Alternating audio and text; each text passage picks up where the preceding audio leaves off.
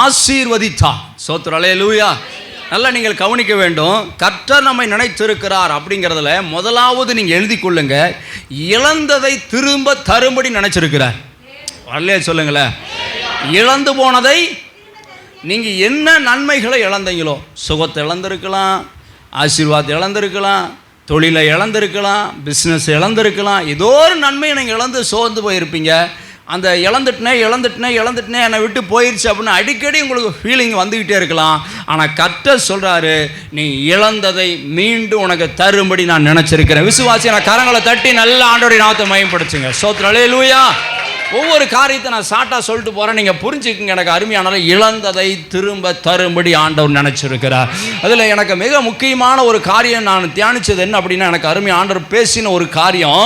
அதில் 9ஆம் வசனத்தை நீங்கள் பார்க்கும் பொழுது எனக்கு அருமையானவர்களே, ஆண்டவர் சொன்னபடியே இவன் போய் ஆண்டவருடைய சமூகத்தில் பிரார்த்தனை பண்ணினா கர்த்தர் யோபின் முகத்தை பார்த்தார் அப்படின்னு அங்கே சொல்லப்படுகிறது. அல்லேலூயா.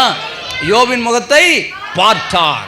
பார்த்துட்டு என்ன பண்ணாரு அப்படின்னு பார்த்தீங்கன்னா 10ஆம் வசனத்தில் எனக்கு அருமையானவர்களே, கர்த்தர் அவன் சிறையிருப்பை மாற்றினார். ஆமென்னு சொல்லுங்களேன்.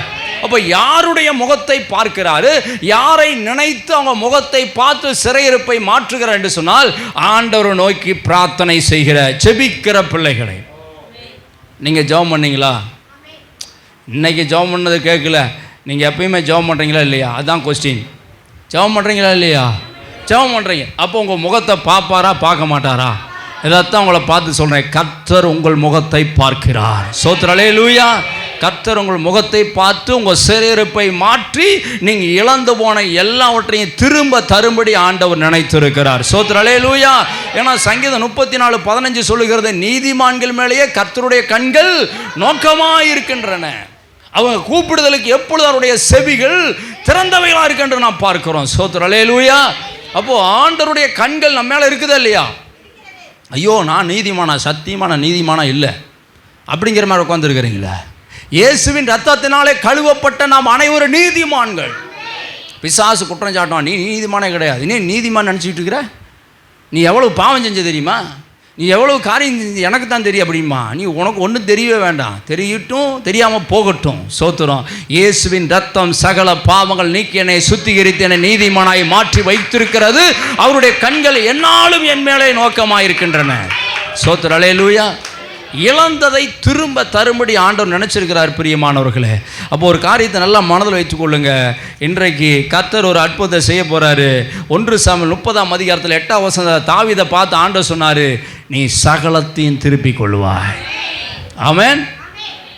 தாவீதினுடைய வாழ்க்கையில் பெரிய ஒரு பிரச்சனை நடந்துச்சு. அவனுடைய மனைவி, பிள்ளைங்க, சொத்து எல்லாத்தையும் என்ன பண்ணிட்டாங்க, பெலிஸ்தியர் கொள்ளையாடிட்டு போயிட்டாங்க. சரி போனால் போயிட்டு போகுது, போ, இருக்கிறத வச்சு பொலை பண்ணுவோம், இருக்கிறத வச்சு அப்படி நினைக்கக்கூடாது. போனால் போகட்டும் போ அப்படின்லாம் என்ன செஞ்சிடக்கூடாது, விடக்கூடாது. இன்றைக்கி சில பேர் போனால் போயிட்டு போகுது அப்படின்னு நினைக்கிறேன். என்ன போனால் போயிட்டு போகுது? ஸ்தோத்திரம், அல்லேலூயா. மனைவி முக்கியம் இல்லையா? சொத்துக்கள் முக்கியம் இல்லையா? ஸ்தோத்திரம். எனக்கு அருமையானவர்கள் அந்த பாரம் வந்துச்சு ஆண்டருடைய சமூகத்தில். எனக்கு அருமையானவர்களே, மண்டியிட்டு ஆண்டரை நோக்கி பிரார்த்தனை பண்ணினான். இன்றைக்கு உங்களை பார்த்து சொல்கிறேன், போனால் போட்டுன்னு விடக்கூடாது, போனதுக்காக மண்டிட்டு ஜெபம் பண்ணுங்க. அளவு இருக்கிறீங்களா? ஸ்தோத்திரம், அல்லேலூயா. அட இது போனால் இன்னொன்று, அந்த வழிக்கு நீங்கள் வரக்கூடாது, போனது திரும்பி என் கைக்கு வரணும். ஆமேன்னு சொல்லுங்களேன். ஸ்தோத்திரம், அல்லேலூயா. அதுக்காக நீங்கள் மன்றாடி பிரார்த்தனை பண்ணி உபவாசம் பண்ணி ஏதாவது ஒன்று பண்ணி முட்டி மோதியாவது என்ன செய்யணும், ஆண்டவர்கிட்ட வாங்கியே தீரணும். ராமேன்னு சொல்லுங்களேன். எனக்கு அருமையான விட்டுல பாருங்க, தாவீது ஆண்டவரை நோக்கி பார்த்து, ஆண்டவர் விடக்கூடாது, என் மனைவி மீண்டு வந்தே ஆகணும், என் சொத்துக்கள் வந்தே ஆகணும், நீங்கள் அற்புதம் செய்யணும் ஜெபம் பண்ணினார். ஆண்டவர் சொன்னார், நீ சகலத்தையும் திருப்பிக் கொள்ளுவாய். அல்லேலூயா. கர்த்தர் எப்போ நினச்சி இழந்து போனதை திரும்ப நமக்கு தரார் என்று சொன்னால், நீங்கள் ஆண்டவரை நோக்கி ஜெபிக்கும் போது. ஆமேன்னு சொல்லுங்களேன். ஜெபம் எவ்வளோ பவர் பாருங்கள். எனக்கு அருமையானவர்களே, ஜெபம் இழந்து போனதை மீண்டும் நம்ம கைக்கு கொண்டு வர ஆண்டவர் நினைத்து அற்புதம் செய்கிறார். ஆமேன்னு சொல்லுங்கள்.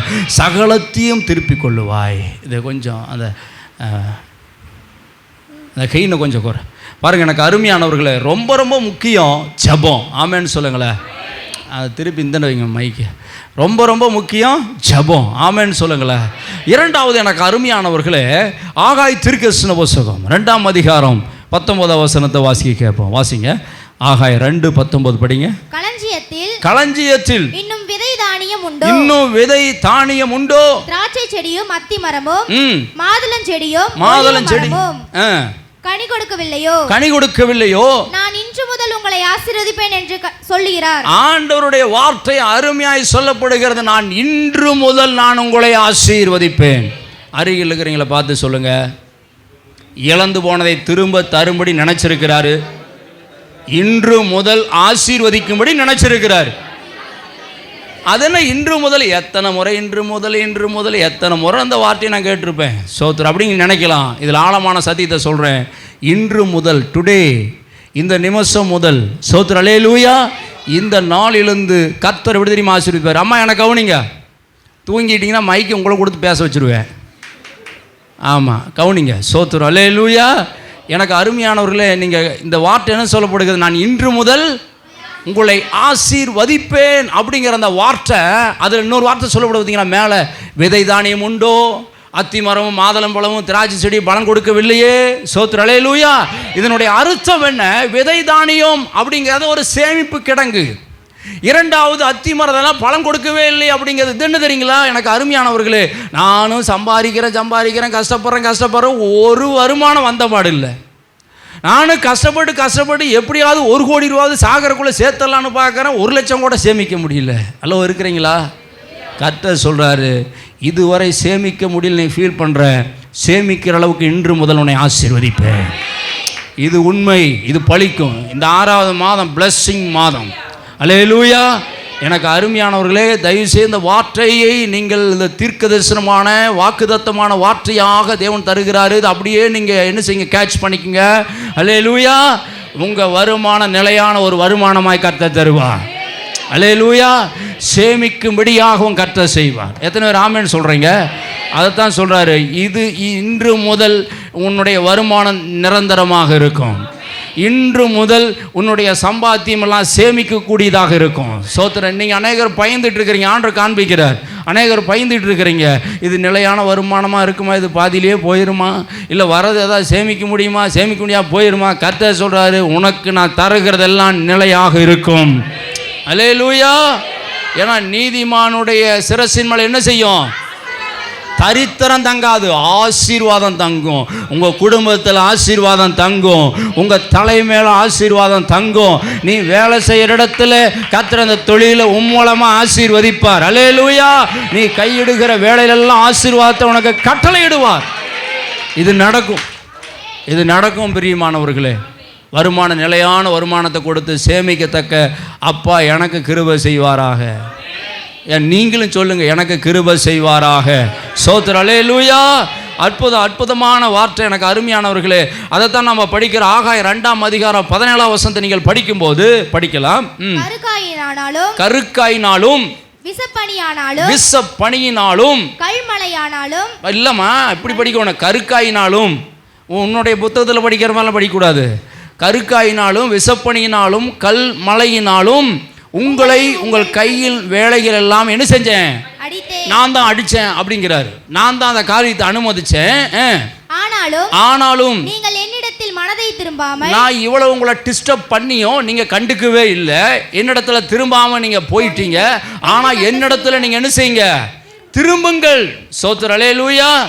நீங்க சகரியா 9:12 அருமையா அந்த வார்த்தை சொல்லப்படும். என்ன சொல்லப்படும்? நம்பிக்கையுடைய சிறைகளே அரணுக்கு திரும்புங்கள். அரண்னா என்னதுங்க? கர்த்தருடைய சமூகத்துக்கு நேராக திரும்புங்கள். இஸ்ரவேல் ஜனங்கள், எனக்கு அருமையானவர்களே, பாவம் செய்து போயிட்டாங்க. ஆனால் இஸ்ரவேல் ஜனங்களே, என் பக்கம் திரும்புங்க, என் பக்கம் வாங்க, இரட்டிப்பான நன்மையை தருவேன், இன்றைக்கே தருவேன் என்று கர்த்தர் சொல்லுகிறார். சோத்ரு அல்லேலூயா. அப்போ ஆண்டவர், எனக்கு அருமையானவர்களே, இந்த 2வது நம்ம காரியத்தை நாம் பார்க்குறோம். ஆண்டவர் இன்று முதல் நம்மளை ஆசீர்வதிக்க போகிறார். ஆமென். அல்லேலூயா. இன்று முதல் ஒரு நிலையான ஒரு வருமானத்தை ஆண்டவர் கொடுப்பார். சேமிக்கத்தக்கதான ஒரு வருமானத்தை கொடுப்பார். கவலைப்படாதீங்க. நீங்கள் ஒருவேளை இங்கே சோர்ந்து போயிருக்கலாம். உங்களை தேடி ஒரு நல்ல வேலை வரும். உங்களை தேடி நல்ல ஒரு பிஸ்னஸ் வரும். பிடிச்சிக்குங்க. வேலை இல்லாமல் யார் தடுமாறுறீங்க, பிஸ்னஸ் இல்லாமல் யார் தடுமாறுறீங்க, உங்களுக்கு நிலையான ஒரு வியாபாரத்தை கொடுப்பார், நிலையான ஒரு தொழிலை கொடுப்பார். கவலைப்படாதீங்க. சோத்ரு அல்லேலூயா. ஏன்னா இன்று முதல் நான் உங்களை ஆசீர்வதிப்போம் அப்படின்ட்டார்னா கனி கொடுக்கத்தக்க காரியத்தை கர்த்தர் செய்வார். ஆமென் சொல்லுங்களேன். மூன்றாவது உங்களுக்கு நான் காண்பிக்க விரும்புகிறேன். செப்பனியா 3ஆம் அதிகாரம் 20ஆம் வசனத்தை நம்ம படிக்க கேட்போம். செப்பனியா 3:20 படிங்க.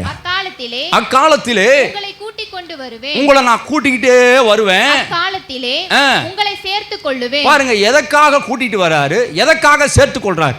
இப்போ உங்களை ஆண்டவர் கூட்டிட்டு வந்திருக்கிறார். எதற்காக கூட்டிட்டு வந்திருக்கிறாரு? எதற்காக கூட்டிட்டு? உங்களை அடிக்கிறக்கா, உங்களை உதைக்கிறக்கா? இல்லை பிரியமானல், நீங்கள் ஒரு மாதிரியாக பார்க்குறத பார்த்தா எதுக்குடா கூட்டிகிட்டு வராரு, எதுக்குடா சேர்த்துக்கொள்கிறாரு, ஒன்றுமே தெரிய மாட்டேங்குது. நம்மளை அடிக்கிறவர் அல்லைங்க. சோத்திரம் அல்லேலூயா. சில ஹஸ்பண்ட்லாம் சொல்லுவாங்க, உன்னை எதுக்கு கூட்டிகிட்டு வந்த தெரியுமா, உன்னை எதுக்கு கட்டிட்டு வந்தேன் தெரியுமா, இப்போ தெரிஞ்சுக்க அப்படிம்பாங்க. சோத்திரம் அல்லேலூயா. ஆனால் நான் மணவாளனாகி இயேசு கிறிஸ்து எதற்காக உங்களை கூட்டிகிட்டு வந்தார்? உங்களை பார்த்து சொல்கிறேன், இந்த கிராமத்துக்கு உங்களை எதுக்கு கூட்டு வந்திருக்கிறார் தெரியுங்களா? இந்த சபைக்கு எதுக்கு உங்களை கூட்டு வந்திருக்கிறார் தெரியுங்களா? எதுக்கு உங்களை ஹஸ்பண்ட் உங்களை கூட்டிகிட்டு வந்தார் தெரியுங்களா? அதுக்கெல்லாம் என்ன காரணம்? அடுத்தது ஆன்சர் உங்களுக்கு சொல்கிறேன், படிமா. உங்களுடைய கண்கள் காண, உங்க சிறையிருப்பை, உங்க பிரச்சனையை மாற்றும்படியாக உங்களை கூட்டு வந்திருக்கிறார். உங்க கண்ணீர், கவலை, போராட்டங்களை மாற்றும்படி உங்களை சேர்த்து கொண்டிருக்கிறார். சோத்திரம் அல்லேலூயா. அதோடு நிறுத்தி விடவில்லை. பூமியில் உள்ள சகல ஜனங்களுக்குள்ளும் நான் உங்களை கீர்த்தியும் புகழ்ச்சியுமாக வைப்பேன். கரங்களை தட்டி இயேசுவுக்கு மகிமை படுத்துங்க. அல்லேலூயா. முதலாவது இழந்து போனதை திரும்ப தரும்படி நினைச்சிருக்கிறார். பக்கத்தால் அப்படியே கரங்களை பிடிச்சுக்குங்க, என்ன பாருங்க. இழந்து போனதை திரும்ப தரும்படி நினைச்சிருக்கிறாரு. ரெண்டாவது, நான் மறந்துட்டேன், நீங்க சொல்லுங்க. இன்று முதல் உங்களை ஆசீர்வதிக்கும்படி நினைச்சிருக்கிறாரு. மூன்றாவது, கீர்த்தியும் புகழ்ச்சியுமாய் வைக்கும்படி நினைச்சிருக்கிறார். அல்லேலூயா. இப்போ நல்லா கவனிங்க. உங்கள் ஹஸ்பண்ட் எதுக்கு உங்களை கூட்டிகிட்டு வந்தார்? உங்களை வச்சு என்ன, நீ மாடா ஒலை, நான் வீட்டில் படுத்திட்டு நான் தூங்குவேன், நீ தான் சம்பாதித்து போடணும் அப்படின்னா கூப்பிட்டு வந்தார்? இல்லை, உங்களை புகழ்ச்சியாக கூப்பிட்டு வந்திருக்கிறார். அம்மா என்கிற சாணம் உங்களுக்குள்ளே வந்திருக்கிறது. இதெல்லாம் எவ்வளோ பெருமை தெரியுங்களா? என்னங்க சும்மா உட்காந்துருக்குறீங்க? எத்தனை பேர் என்னை அம்மானு கூப்பிட்ற குழந்தை இல்லை, அம்மானு கூப்பிட்றதுக்கு இந்த சாணத்தில் கொண்டு வந்திருக்கிறதுக்கு காரணம் என்ன? ஏசப்பா. ஆமேன்னு சொல்லுங்களேன். இதெல்லாம் கீர்த்தி இல்லைங்களா? புகழ்ச்சி இல்லையா? சோத்திரம் அல்லேலூயா. அப்போ இதில் ஆவிக்குரிய அர்த்தத்தை சொல்கிறேன். எதற்காக ஆண்டு இந்த கிராமத்தை உங்களை கூட்டிகிட்டு வந்தார்?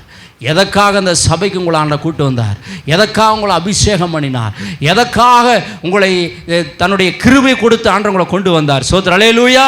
உங்களை கீர்த்தியும் புகழ்ச்சியுமாய் வைக்கும்படி, உங்களை மேன்மையாய் வைக்கும்படி. அல்லேலூயா. இன்னைக்கு நீங்கள் நினைக்கிறீங்க, ஆண்டவர் எதுக்கு இந்த கம்பெனி கொண்டு வந்தாருன்னு தெரியலையே, எதுக்கு இந்த தொழில் கொண்டு வந்தாருன்னு தெரியலையே, எதுக்கு இந்த பிஸ்னஸை கொடுத்தாருன்னு தெரியலையே. உங்களை பார்த்து சொல்கிற, தேவன் கொடுத்ததெல்லாம் உங்களை கீர்த்தியும் புகழ்ச்சியுமாக, உங்களை மேன்மையாக வைக்கும்படியாகத்தான் ஆண்டவர் கொண்டு வந்திருக்கிறார். சோத்திரம் அல்லேலூயா. உங்கள் கண் காண ஆண்டவர் உங்களை சிறையிருப்பை மாற்றி சகல ஜனங்களுக்குள்ளும் ஆண்டவர் உங்களை கீர்த்தியும் புகழ்ச்சியாயும் வைக்கும்படி ஆண்டவர் நினைச்சிருக்கிறார். ஆபிரகாமை கொண்டாந்து வனாந்தரத்தில் சாகும்படியே கொண்டு வந்தார். வெள்ளியும் பொண்ணும் செல்வந்தனா உச்சான் தலையிலேருந்து உள்ளாங்களவு எவ்வளவு காதில் களத்தில் எவ்வளோ மாட்ட முடியும் மாட்டிக்கிறான். சோத்திரம் அல்லேலூயா. வெள்ளியும் பொண்ணும் உடைய சீமானாக இருந்தானா. போய் வேலைக்காரன் இளையசேரி சொல்கிறான், தன்னுடைய எஜமானுடைய மகனுக்கு பொண்ணு பார்க்க போயிருக்கும்போது, என் எஜமானு சீமானாக இருக்கிறாரு. சோத்திரம். அவருக்கு வெள்ளியும் பொண்ணு ஏராளமாக இருக்கிறது. இவர் பாருங்க, எனக்கு அருமையானவரை கொடுத்து அனுப்புகிறாரு. யார் கொடுத்து அனுப்புகிறாரு? ரெபேக்காளுக்கு பொண்ணு பார்க்க போகிற இடத்துல எனக்கு அருமையானவர்கள். இப்போல்லாம் பார்த்தீங்கன்னா என்ன நடக்குது? பொண்ணு வீடு தான் கொடுக்கணும், ஆனால் பொண்ணு வீட்டுக்கு எனக்கு அருமையாக மாப்பிள்ளை வீடு கொண்டு போய் கொடுக்குறாங்க. கிறிஸ்துவ கொள்கையில் கொஞ்சம் மாற்றி அமைக்கும்னு நான் நினைக்கிறேன். சோத்திரம். ஏன்னா நான் ஒரு பிள்ளையை வச்சுருக்கிறதுனால. சோத்திரம் அல்லேலூயா. மாப்பிள்ளை வீடு நீ தான் பொண்ணு தங்கம் வெள்ளி எல்லாம் கொண்டு வரணும். அப்போ தான் நான் என் பிள்ளை என்ன செய்வேன்? கொடுப்பேன். கொஞ்சம் மாற்றுவோம். சோத்திரம் அல்லேலூயா. ஆபிரகாம் எடுத்து போதிப்போம். சோத்திரம். பையங்க வச்சுருக்கிறீங்களா, கோச்சிக்காதீங்க, அதுக்கு தகுந்த மாதிரி மாற்றிக்குவோம். சோத்திரம் அல்லேலூயா. எனக்கு அருமையானவர்களே, அப்போ நல்லா கவனிங்க. கர்த்தர் நல்லவர். நம்முடைய வாழ்க்கையில் அழைச்சது சும்மா அழைக்கலை, நம்மளை நிறைவாய் வைக்கும்படி அழைச்சிருக்கிறார். சோத்திரம் அல்லேலூயா. ஆபிரகாமை செல்வ சீம்பானாய் மாற்றும்படி அழைச்சிருக்கிறார். அப்போ இந்த சபைக்கு, இந்த பிலதெல்பியா சபைக்கு உங்களை கொண்டு வந்திருக்கிறார்னா, இந்த தேனாங்குறிச்சி பஞ்சாயத்து கொண்டு வந்திருக்கிறார்னா, இந்த நாமக்கல் மாவட்டத்தை உங்களை கொண்டு வந்திருக்கிறார்னா, உங்கள் குடும்பத்தை, என் குடும்பத்தை ஆண்டவர் கீர்த்தி புகழ்ச்சியுமாய் வைக்கும்படி ஆண்டவர் நினைச்சிருக்கிறார். ஸ்தோத்திரம், அல்லேலூயா. எனக்கு அருமையானவர்களை, யோசேப்பை பார்க்குறோம், எகிப்துக்கு பரதேசியாக வந்தான், சிறையில் மறைந்து கிடந்தான். ஒரு நேரம் வந்துச்சு, எகிப்தியை அவனுக்கு பரலோகமாக மாற்றிட்டாரு. ஸ்தோத்திரம், அல்லேலூயா. அவனை கீர்த்தி முயற்சி வச்சாராங்க இல்லைங்களா? ஆண்டவர் நினைத்து பார்த்து, எனக்கு அருமையானவர்கள், எனக்காக வைராக்கியமாக இருக்கிறான், எனக்காக அவன் பரிசுத்தமாக இருக்கிறான், எனக்காக தன் ஜீவனையை பாராமல் பாவமான காரியத்தை அதன் மேலே அவன் நாட்டம் இல்லாமல் பரிசுத்தத்தின் மேலே நாட்டம் உள்ளவனாக என் மேலே அவன் கரிசனையாக இருக்கிறான். ஆண்டவர் நினைச்சு எகிப்திலே மினிஸ்டர் மாற்றிட்டார். அல்லேலூயா. வனாந்தரத்தில் கிடந்த தாவீது அப்பாவை ஆராதனை பண்ணிகிட்டே இருந்தான். கர்த்தரின் மேய்ப்பராக இருக்கிற நான் தாழ்ச்சி அடையினேன். அங்கே பார்த்தீங்கன்னா வனாந்தரத்தில் இருக்கும், அண்ணன் அடிச்சுடுறாரு பாருங்க விளையாட்டுக்காக. ஸ்தோத்திரம், அல்லேலூயா. அது வினையாக மாறி நிற்குது. ஸ்தோத்திரம். சில நேரத்தில் நம்ம விளையாட்டுக்கு நான் எங்கள் வீட்டை மாட்ட சொல்லுவேன், பாரு இந்த வாரத்தில் கார் வாங்கிட்டு வருவேன், எங்கே போய் கார் வாங்குறது? ஸ்தோத்திரம், அல்லேலூயா. சொல்லுவேன், அடிக்கடி சொல்லிட்டே இருப்பேன், நாளைக்கு பாரு கார் வாங்கிட்டு வரணும் இல்லையான்னு பாரு. போகும்போது நீ இப்படியாதான்னு சொல்லிக்கிட்டே ஏசுனார் தான் சொன்னார். என்ன சொன்னார்? இதோ நான் சீக்கிரமாய் வருகிறேன். வந்துட்டாரா? ஆனால் வருவார்.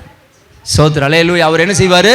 வருவார். அவர் போல் நானும் சொல்லிட்டே இருக்கிறேன், நான் வாங்கிடுவேன் கார் பார், இந்த வாரம் வாங்கிடுவோம் பார். எங்கள் மகள் 2 ஸ்கூலுக்கு போயிட்டு போகும்போது சொல்லுவேன், சாயங்காலம் நீங்கள் வரும்போது கார் இங்கே உள்ளே நிற்க வேணா பாருங்க அப்படின்ட்டு. ஸ்தோத்திரம். எங்கள் ஆள் சொல்லுவான், ஆமேனப்பா அப்படின்ட்டு போவான். அவன் கார் மேலே ரொம்ப ஆசை. ஸ்தோத்திரம், அல்லேலூயா. எனக்கு அருமையானவர்களே, நான் என்ன சொல்ல வரேன் அப்படின்னா, நான் சொன்ன காரியத்தை நீங்கள் மனதில் வைத்துக்கொள்ளுங்க. தாவீது வனாந்தரத்தில் கர்த்தரின் மேய்ப்பராக இருக்கிறார், நான் தாழ்ச்சி அடையேன், எனக்கு ஒரு குறையும் இல்லை. அவர் அமர்ந்த தண்ணீர் அண்டையில் கொண்டு போவார், செழிப்பான இடத்துல கொண்டு போவார், சேமான இடத்துல கொண்டு போவார், நன்மையும் கிருபையினை தொடரும் அப்படின்னு சொல்லிட்டு ஆள் விசுவாசமாக பேசிகிட்டே இருக்கிறான். ஆனால் அவனை தேடி அபிஷேகம் போகிறது. அல்லேலூயா. வனாந்தரத்தில் கிடந்தவனை எனக்கு அருமையானவர்களே, இஸ்ரவேலில் கொண்டு எருசலேமில் எனக்கு அருமையான கர்த்தர் ராஜாவா உயர்த்தி கீர்த்தி புகழ்ச்சியுமாய் வைத்தார். அல்லேலூயா. உங்களை பார்த்து சொல்கிறேன், உங்கள் வாழ்க்கை மறைந்து இருக்கிறத போல் இருக்கலாம், வனாந்தரமாக இருக்கலாம். 6வது மாதம் பிளஸ்ஸிங் மாதம். ஸ்தோத்திரம், அல்லேலூயா. மறைந்து கிடக்கிற உங்கள் வாழ்க்கையை, வனாந்தரமாக இருக்கிற உங்கள் வாழ்க்கையை அன்று கீர்த்தி புகழ்ச்சியுமாய்ப்பா. சூழ்நிலை பார்க்காதீங்க, ஆண்டவருடைய வார்த்தை உங்கள் வாழ்க்கையில் பலிக்கும், ஆண்டவருடைய வார்த்தை உங்கள் வாழ்க்கையில் நிறைவேறும். பிரியமானவர்களே, ஸ்தோத்திரம், அல்லேலூயா. மனம் பாருங்க, மறைந்திருந்த சீசர்களுடைய வாழ்க்கை கீர்த்தி புகழ்ச்சியுமா ஆண்டவர் வைத்தார். அதான் செப்பனியா 3ஆம் அதிகாரம் 14ஆம் வசனம் இப்படியா சொல்லுகிறது. வாசிக்கலாம். இன்னும் 2 காரியத்தை சொல்லி முடிக்கிறேன். கெம்பீரித்து பாடு, சீயோன் குமாரத்தியே கெம்பீரித்து பாடு, இஸ்ரவேலரே ஆர்ப்பரியுங்கள், நல்ல ஆர்ப்பரியுங்கள், எருசலேம் குமாரத்தியே முழு மனதோடு முழு இருதயத்தோடு, நீ முழு மனதோடு முழு இருதயத்தோடு மகிழ்ந்து களிகூரு. என்ன செய்ய? மகிழ்ந்து களிகூரு. ஸ்தோத்திரம், அல்லேலூயா. அப்போ இதில் என்ன பார்க்குறோம்? எனக்கு அருமையானவர்களே, நீங்கள் சந்தோஷமாக அப்பாவை ஆராதனை பண்ணுங்கள், சந்தோஷமாக ஜெபம் பண்ணுங்கள், மகிழ்ச்சியோடு அப்பாவை ஆராதனை பண்ணிகிட்டே இருங்க. சோர்ந்து போகக்கூடாது. யாரெல்லாம் பல விதமான காரியத்தை நினச்சி சோர்ந்து போய் வந்திருக்கிறீங்களோ, உங்களுக்கு நற்செய்தி சொல்கிறேன். எனக்கு அருமையானவர்களே, ஆண்டவராகி இயேசு கிறிஸ்து உங்களை கீர்த்தியும் புகழ்ச்சியுமாக வைப்பார். அல்லேலூயா.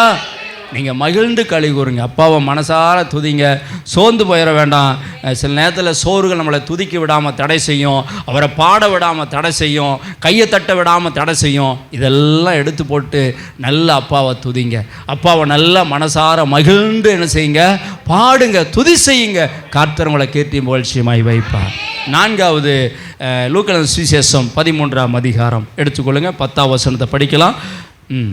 ஓய்வு நாளில் அவர் ஜெப ஆலயத்தில் போதகம் பண்ணி கொண்டிருந்தார். அப்பொழுது 18 வருஷமாய் பலவீனப்படுத்தும் ஆவியை கொண்ட ஒரு ஸ்திரீ அங்கே இருந்தாள். அவள் எவ்வளவும் நிமிரக்கூடாத கூனியாய் இருந்தாள்.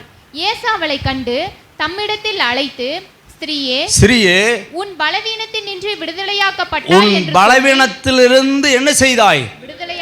விடுதலையாக்கப்பட்டாய் என்று சொல்லி அவள் மேல் தமது கைகளை வைத்தார். அவள் மேல தமது கையை வைத்தார். உடனே அவள் நிமிர்ந்து தேவனை மகிமைப்படுத்தினாள். கரங்களை தட்டி நல்ல ஆண்டவருடைய நாமத்தை நீங்க மகிமைப்படுத்துங்க. 4வது எழுதி கொள்ளுங்க. சோதனையிலிருந்து காப்பாற்றும்படி ஆண்டவர் நினைத்திருக்கிறார். அருகில் இருக்கிறவங்களை பார்த்து சொல்லுங்க, சோதனையிலிருந்து உங்களை காப்பாற்றும்படி கர்த்தர் நினைத்திருக்கிறார். நல்லா கவனிங்க. 18 வருஷமாக நிம்மறவே முடியலாம். கொஞ்சம் யோசிச்சு பாருங்க. இந்த அம்மாவோட இன்னொருத்தருக்கு ஒரு பெரிய பிரச்சனை. யோவான் 5ஆம் அதிகாரத்துக்கு வருவீர் என்று சொன்னால் அங்கே பாருங்கள். யோவான் 5ஆம் அதிகாரத்து 4ஆம் வசனம் 5ஆம் வசனம் 38 வருஷமாக வியாதிப்பட்டவன் அங்கே இருந்தான். எத்தனை வருஷங்க?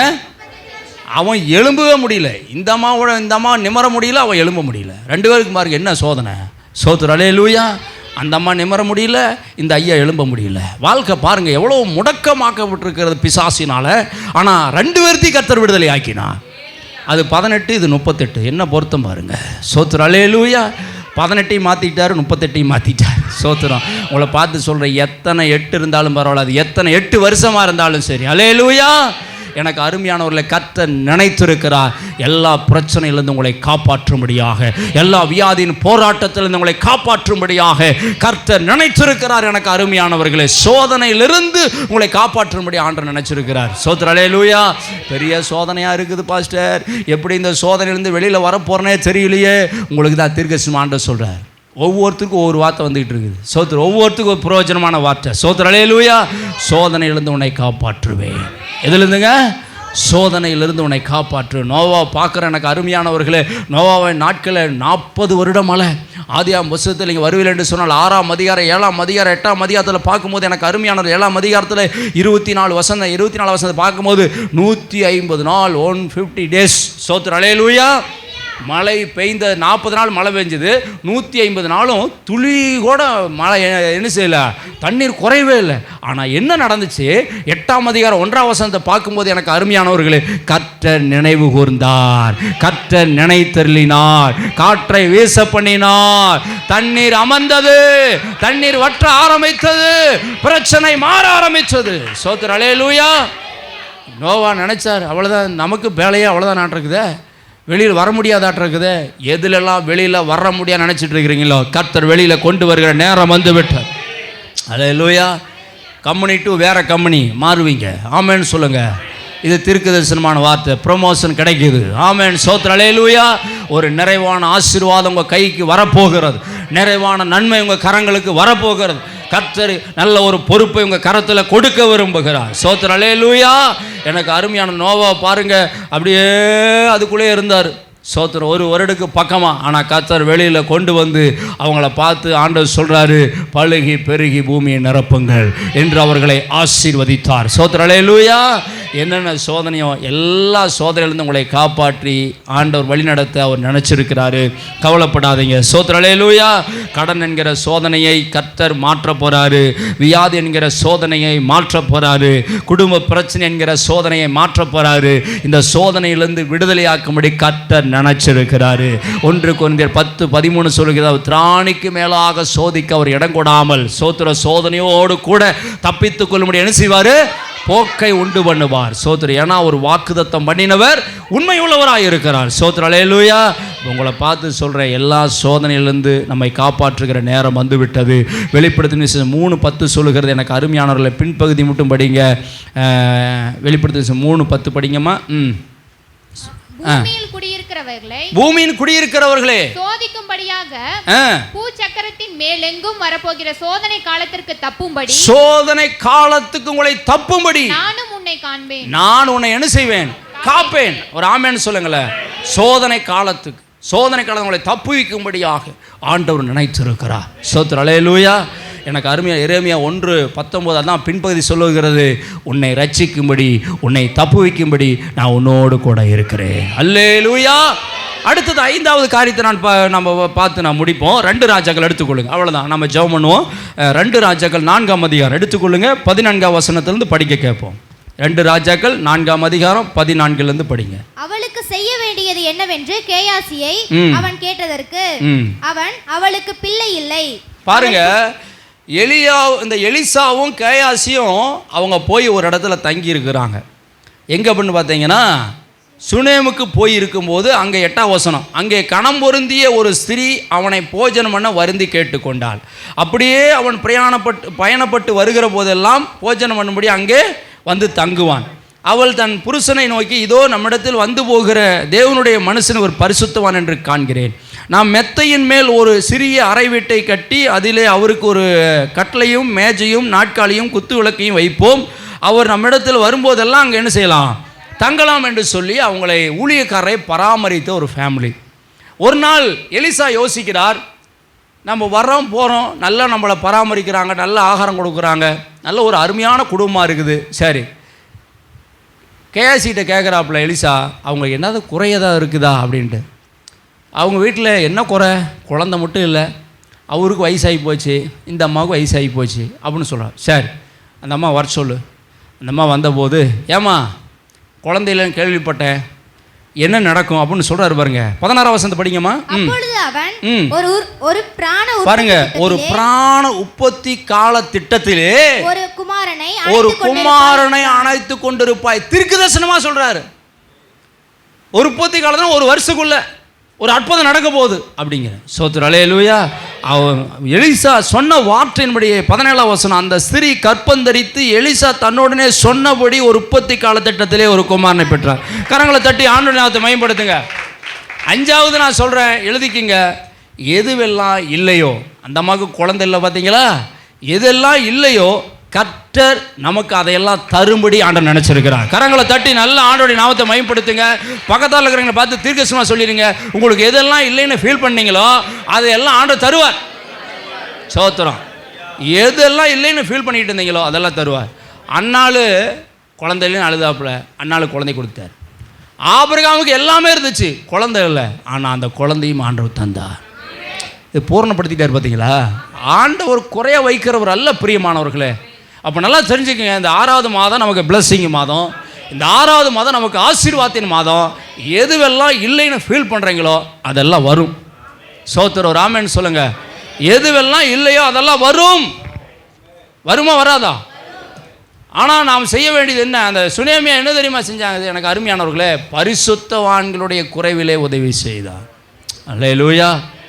ரோமர் 12ஆம் அதிகாரம் 13ஆம் வசனம் சொல்லுகிறது, பரிசுத்தவான்களுடைய குறைவில் என்ன செய்யுங்க, உதவி செய்யுங்கள். ஊழியக்காரருடைய அவங்க என்ன குறைவாக இருக்கிறாங்க அதை பார்த்து நம்ம நிறைவு செய்யணும். ஆமேன்னு சொல்லுங்களேன். சங்கீதம் 34:10 சொல்லுகிறது, சிங்கக்குட்டிகள் தாழ்ச்சியடைந்து பட்டினியருக்கு கர்த்தரை தேடுகிறவர்களுக்கோ ஒரு நன்மையும் குறைவுபடாது. ஸ்தோத்திரம், அல்லேலூயா. ஆண்டவரை தேடுங்க, ஆண்டவருக்கு செய்ய வேண்டியது செஞ்சுக்கிட்டு உற்சாகத்தோடு மகிழ்ச்சியோடு இருங்க. உங்களுக்கு எதுவெல்லாம் இல்லை அதெல்லாம் ஆண்டவர் தருவார். இந்த 6வது மாதத்தில் இந்த 5 காரியம் நடக்கும். 1, இழந்ததை திரும்ப தரும்படி நினச்சிருக்கிறார். 2வது, இன்று முதல் நம்மளை ஆசீர்வதிக்கும்படி ஆண்டவர் நினச்சிருக்கிறார். 3வது, புகழ்ச்சியாய் வைக்கும்படி ஆண்டவர் நினச்சிருக்கிறார். 4வது, சோதனையிலிருந்து எல்லாம் காப்பாற்றும்படி ஆண்டவர் நம்மை நினச்சிருக்கிறாரு. ஸ்தோத்திரம், அல்லேலூயா. 5வது, எதுவெல்லாம் இல்லையோ அதையெல்லாம் தந்து நிறைவோடு வாழ ஆண்டவர் நினைச்சிருக்கிறார். எல்லாம் எழுந்து நம்ம